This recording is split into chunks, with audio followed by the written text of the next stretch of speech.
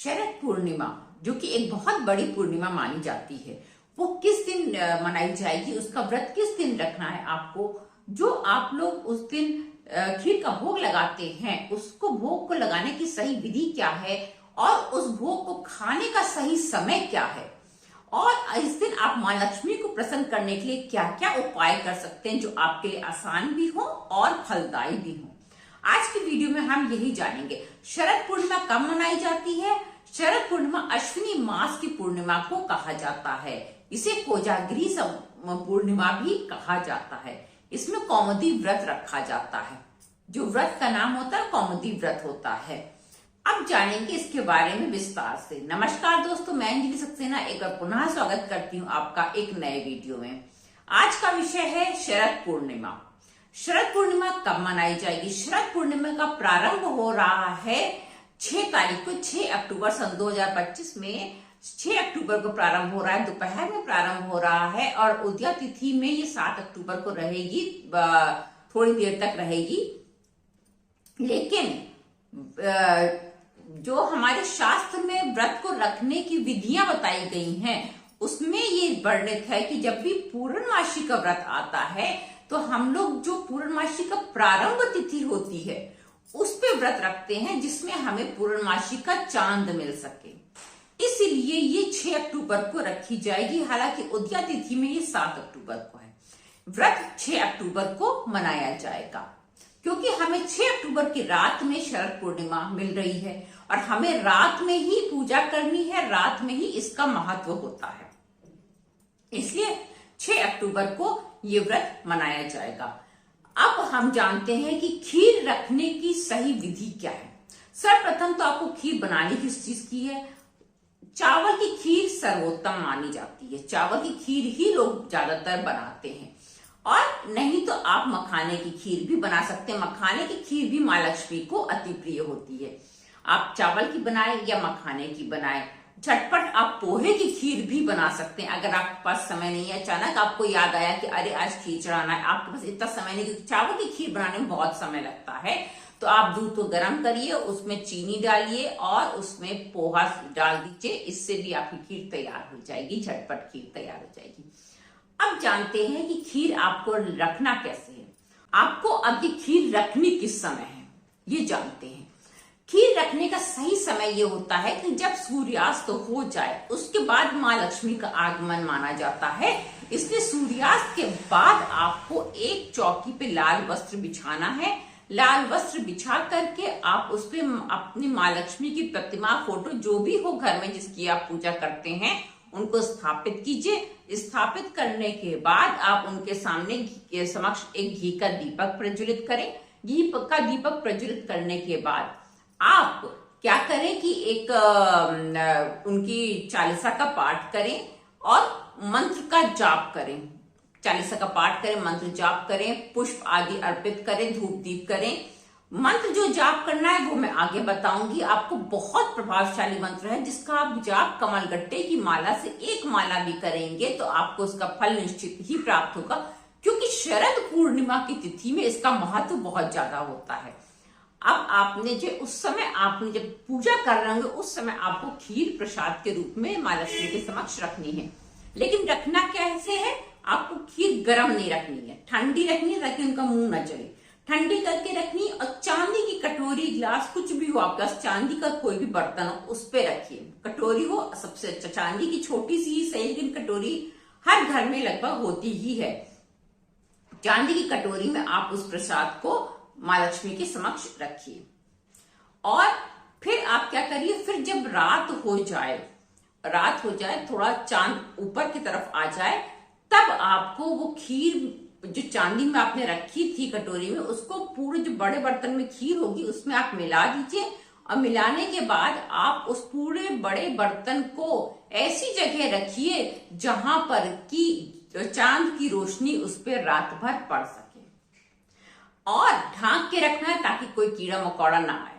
इसलिए एक पतले कॉटन के कपड़े से उसको ढांक करके उसको बांध दीजिए ताकि कोई अंदर ना जा सके कीड़ा, और फिर उसको आप रखिए। पतला कपड़ा इसलिए रखना है ताकि रोशनी छन के जा सके, क्योंकि हमें तो चांद की रोशनी चाहिए। क्योंकि ये कहा जाता है कि शरद पूर्णिमा को रात में अमृत बरसता है, तो हमें तो वो अमृत चाहिए, इसलिए हमें कपड़ा ऐसा चुनना है जिसमें रोशनी छन के पूरी जा सके पर कोई और कीड़ा मकोड़ा ना जा सके, ऐसा कपड़ा चुनना है। अब आपको इसको खाना किस समय है? इसको खाने का सर्वोत्तम समय होता है अगले दिन, यानी कि 7 तारीख को आप सूर्योदय से पहले इसको खा लें। अगर कोई ना खाए तो भी आप कम से कम घर की महिला, घर की गृहिणी जो है, घर की लक्ष्मी जो है, उसको ये प्रसाद सूर्योदय से पहले जरूर ग्रहण कर लेना चाहिए। सूर्योदय से पहले उसको वहां से हटा भी लेना चाहिए, क्योंकि सूर्य की रोशनी उसमें नहीं पड़नी चाहिए। चांद की रोशनी पड़नी चाहिए पर सूर्य की रोशनी एक किरण भी उसमें नहीं पड़नी चाहिए। इस बात का आपको ध्यान रखना है। उसको उससे पहले उठा करके और सूर्योदय से पहले ही 1 चम्मच आपको खाना जरूर है। अगर परिवार के सभी सदस्य खा सकते हैं तो अति उत्तम है, क्योंकि उस भोग ग्रहण करने का समय वो ही होता है। अब जानते हैं कुछ और काम जो हमें उस दिन करने हैं। क्या करना है? जिस समय आप संध्या काल में पूजा करने बैठे माँ लक्ष्मी की, उस समय आप एक पान का पत्ता लें। पान के पत्ते पे आप उनका बीज मंत्र लिखें। श्रीम बीज मंत्र है, मैं वीडियो पे लगा दूंगी वो श्रीम बीज मंत्र। वो श्रीम बीज मंत्र आप उनका लिखिए। लिख करके आप उसके ऊपर थोड़ा सा गुलाब के फूल रख दीजिए और वो माँ लक्ष्मी के समक्ष रख दीजिए। अगले दिन आपको जो है सुबह नहा धो करके जब आप पूजा करने बैठे, तब आपको उस पत्ते को उठाना है माँ का ध्यान करते हुए और उसको अपने तिजोरी में रख लेना है। जिस समय आप संध्या काल में रख रहे हैं, उस समय रखते समय, लिखते समय आपको अपनी मनोकामना, विशेष मनोकामना जो भी हो वो बोलनी है। लिखना किससे है? लिखना हल्दी से है। या तो फिर हल्दी से लिखिए, या तो फिर हल्दी में थोड़ा सा इत्र मिला के उसको गीला करके लिखिए, या तो फिर आप जो है केसर को गंगा जल में थोड़ा सा मिला के गीला करके उससे लिख सकते हैं। किसी भी तरीके से आप लिख सकते हैं। हल्दी, केसर, कोई सी चीज का प्रयोग कर सकते हैं। इत्र का प्रयोग कर सकते हैं उसमें मिलाने के लिए, गंगा जल का प्रयोग कर सकते हैं। इसमें से कोई भी चीज का प्रयोग करके आप उसको हल्का सा गीला करके और तब आप उसको श्रीम उस पर लिखेंगे और अगले दिन उसको उठा करके अपनी तिजोरी में रख ले। एक काम आपको और करना है शरद पूर्णिमा वाले दिन। शरद पूर्णिमा का जो चांद होता है वो बड़ा भी होता है और बहुत चमकदार होता है, क्योंकि ये सबसे अच्छा चांद माना जाता है शरद पूर्णिमा का चांद। इसलिए उस दिन आप चांद को अर्घ जरूर दें, लेकिन देने का तरीका क्या है? दूध में थोड़ा सा चावल डालें और सफेद पुष्प डालें और तब चांद को अर्घ दें। आप कोई मंत्र नहीं जानते हैं तो ओम चंद्राय नमः कह के भी दे सकते हैं। कोई ज्यादा मंत्र की आवश्यकता नहीं, अर्घ देना जरूरी है। इसी में मैं एक ऐसा टिप बताने जा रही हूँ जो कि बहुत कम लोग जानते हैं, पर वो बहुत प्रभावशाली होता है।